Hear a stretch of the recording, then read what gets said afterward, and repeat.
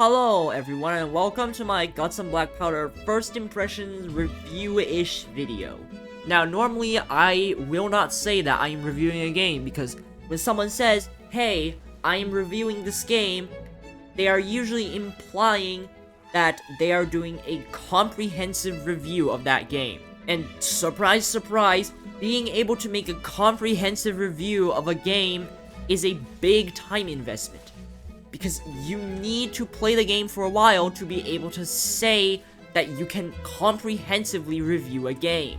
But in the case of Guts and Blackpowder for me, I have spent plenty of hours playing this game. I'm obviously not going to go out and say that I am the best player in the game and my opinions are absolute king, but as a person who does have plenty of hours put into this game, I want to share my 2 cents on this. Additionally, I am hoping that the community of Guts and Blackpowder would be a little bit more reasonable than the anime adventures community. The last video, come on man. My video about anime adventures being a terrible gambling casino received 4 likes and 11 dislikes. It received 36 comments, at least half of which are stupid kitties commenting on my video, or me responding to these stupid kitties commenting on my video. In hindsight, this is a result that I absolutely should have expected, because I am criticizing a game that currently has consistently over 100,000 concurrent players on Roblox. And I also do not have enough reasonable people in my fanbase to actually support my video. And while YouTube says that my anime adventures video did better than average in terms of views, it is nowhere near some of my better performing videos. And it seemingly did not succeed at all in convincing people that anime adventures is actually a garbage game. Which sucks, especially when I read the comments and see stupid kitties that are hooked to gambling, probably because of these crappy anime tower defense games. I went on that entire rant just to say that I hope the Guts and Blackpowder community is more reasonable when it comes to my video. I mean, I think Guts and Blackpowder actually is a decent game, and is not a game that blatantly tries to get children addicted to gambling. And games that actually have a decent game there tend to have better communities than gambling games. So, to the Guts and Blackpowder community here, I have high hopes for you all. Please do not disappoint me. Anyhow, with that very long, unrelated rant over, let's actually start talking about Guts and Blackpowder. So, what is Guts and Blackpowder exactly? Well, it is a zombie game. And, well, zombie game doesn't say a whole lot. A zombie game can be very fast-paced, where you can be a one-man army and clear a horde. Or it can be a survival horror where you are much more vulnerable, much more limited in resources, and thus more slow-paced gameplay and strategic thinking is emphasized. They're technically still zombie games, but they don't play similar at all. So, if we put them on 2 different extremes of a spectrum, Guts and Blackpowder will sit somewhere around the middle and then drift vertically a little bit because of multiplayer and its more team coordination focused aspect. Guts and Blackpowder takes place in the Napoleonic era. This means that you do not have automatic rifles to mow down your enemies. On the other hand, this isn't a game that will only throw at you a few zombies that you have to fend off. If you play alone, you will absolutely get overwhelmed by zombies. What this translates to is that, again, this game is rather team coordination oriented. Each person has to put in their effort to make sure that everyone else survives, because losing one person means losing one source of manpower to defend the team from the horde of zombies. The zombie and the classes are designed around this. A lot of the zombies punish players for not being coordinated, and each of the classes are designed to fill in a unique role to suit the team's needs. And I believe this team-based gameplay is what makes Guts and Blackpowder so unique and so fun to a lot of people, including me. I do also appreciate that this game pays attention to quality of life and little details and settings that just make the game feel cooler. An interesting detail is that some callouts change based on the state you're in. Notably, the help callout will change depending on whether you're grabbed or not. This small detail could have just not been added, and it would have also saved the voice actor's effort to voice a new line. But they added it anyways, and I appreciate that. Overall, my point is, the game is really solid. Overall, I think this game is just really solid. The gameplay definitely hits the mark. The environment is not bad. This game also has a pretty nice skill ceiling. There are a few technical things that you can learn to get better at the game, and some objective maps are genuinely difficult. And I think overall, I had a fun time trying to get good, improve at the game, and complete all the maps, get all the badges. From here on forward, I'm going to point out quite a lot of negative stuff, but I don't want this to distract you from the fact that I think this game is good, and I really enjoyed it. I don't think I'm kidding when I say that out of all the games I have played on Roblox, Guts and Blackpowder is probably my favorite. But again, this game isn't perfect, and I hope that the community can recognize that it is not a perfect game. So the first problem I have with the game is the new player experience. This is partially a problem with the game's design and partially a problem from the community. First, let's cover the game's faults. This game is somewhat learn as you go, but it would be nice if the game at least had a short tutorial on what all the types of zombies are, and maybe on how to use the classes as well. Right now, new players just get thrown right into the game with what is effectively no idea how to play. I think the game can really do better on that front. Now for the community. First, Roblox is full of kids, and even if they're not kids, again, this game throws you in with basically no clue on what to do. And you can have people who just do not know how to play ruin runs. Generally speaking, it's not too awful. They'll usually die alone to being left behind and tackled by a runner, or they might stand next to a bomber and die, or they will pretend to be an anime protagonist and melee a bomber and die. But sometimes they can do something really stupid that kills other teammates, and those other teammates won't be very happy. Especially considering that another one of the game's flaws is that if you die, you sort of just have to wait until the next respawn point. So you kind of just don't get to play the game for a few minutes. Back to the new player topic though. Because bad teammates can ruin runs, people will yell at these teammates for doing stupid things with almost complete disregard that they could just be new players who genuinely have no idea what they're doing and just got thrown in. As a guilty confession, I also yell at bad players, not considering that they might just be new. So, yeah, that's honestly my fault. I have no excuse for this one. Some of the community also is a little bit gatekeepy.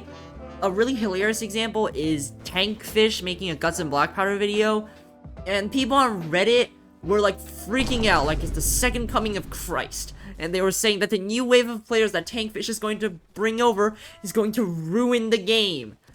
And it shows that some players are unironically so worried about poor teammates that they would rather let the game get less exposure than deal with worse run quality. And this mentality is really toxic. Do I have the perfect mentality? No, again, I yell at people for doing stupid things without considering that they're new.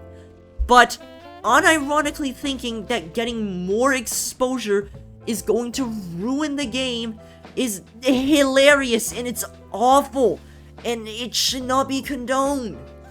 Overall, whether it be the community or just the lack of information the game gives to new players, the game just doesn't give a particularly friendly environment for new players to grow and improve. The next thing I want to talk about is Infantry's musket. Now, if you read the preface notes or disclaimers, you should have saw that this video serves somewhat as an extension to Eclipse's Guts and Blackpowder first impressions. And in that video, he said that infantry was useless. The default rifleman class is awful. It just sucks. There is zero reason to use this class. If you're using it, you're throwing the game for your whole team. That's just the way it is. It has a rifle and a sword and no special buffs. Okay, well what does that do for your team? Absolutely nothing, because the rifle isn't any better than the officer's pistol, so if you want to have a gun and a sword and actually help your team, then you just pick the officer, not the rifleman. Now, a bunch of people, and I mean a bunch of people, called him out and said something like, I really wish this guy played more. The musket isn't bad. And I can tell you that the musket definitely isn't just totally useless. However, I do have to say that the musket doesn't feel very good. When I was a new player with less than 10 hours into the game, I absolutely hated the musket, and hated infantry by extension because that was the only weapon I had. Yes, the musket's bullet does deal good damage and has high accuracy, and does have good penetration, but these advantages are usually more situational than other guns, like officer pistols just reloading faster, or the navy pistol and blunderbuss having good spread and crowd control, and the knock gun just dealing a billion damage. Another one of the musket's big appeals is its bayonet. It's a melee weapon that has good damage, but unfortunately has no penetration. And you know, this is a melee weapon. It's the one thing you really want some penetration on.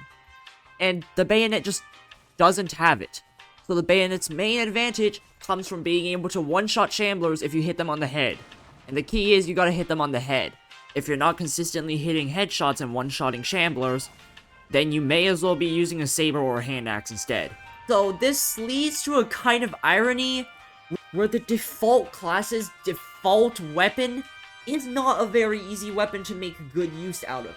And so now I can totally understand why Eclipse thought infantry was useless. Because the musket is hard to use. And in the hands of a new player, the weapon is just gonna feel terrible. And even though I have played the game quite a bit by now, and I can appreciate the musket's value, I still find myself using either carbine or lance more than the musket. Next problem, some classes don't have many unlockables. I don't need to say that much about this. Infantry has a bajillion different unique unlockables. Infantry has like, what, 4 different guns? And it has a unique melee weapon as well. It's great! And then Surgeon? No, you just get Extended Surgeon Kit. That's the only unique thing you're gonna get. You want anything else? Tough luck.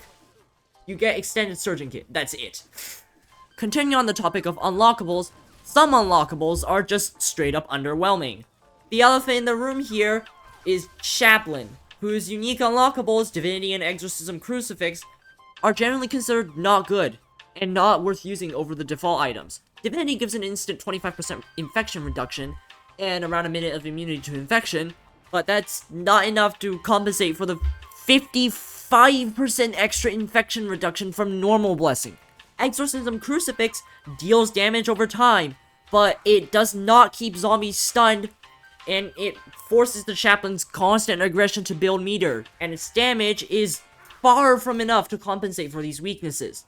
Of course, there are also some other niche items, such as Infantry's Rifle, that also don't have very many uses compared to their other options. But I don't think anything is quite egregious as Chaplain. It's kinda depressing. This one I'm not too sure about, but I'm not too certain about Chaplain requiring an achievement to unlock anymore. I know the player base has relatively matured by this point, so a lot of people have Chaplain, so you don't really have to worry about there being, well, no Chaplains. But considering that infection is so much more prominent now and is actually dangerous, I don't exactly think Chaplain needs an achievement to unlock it anymore. And I think the Soldier's Grace achievement could instead give some unique unlockables to Surgeon or Chaplain instead. Endless mode is just kinda boring. You just fight off a bunch of zombies. Most people do Endless mode just to get one of the old guard regiments, which I don't have because I don't play Endless, I just don't like it. Holdout mode, as I said, is sort of the in-between of Endless and Objective. Thus far, there's only one holdout map, which is Berezina. I think it's better than Endless, but not by a whole lot, and it takes way too long for how much it rewards. And the last thing I want to talk about is map difficulty.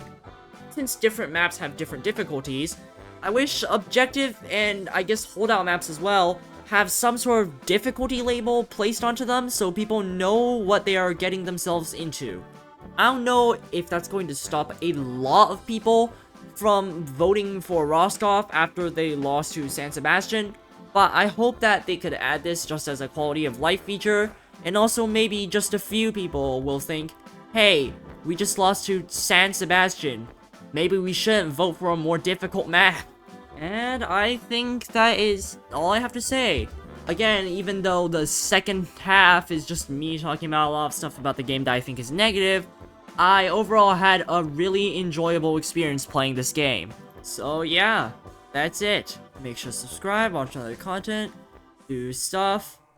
Please do not throw in a bunch of stupid comments like my last video. I'm really tired. Just come on. I know Guts and Blackpowder community. I know you can do better than anime adventures. Please, for the love of God.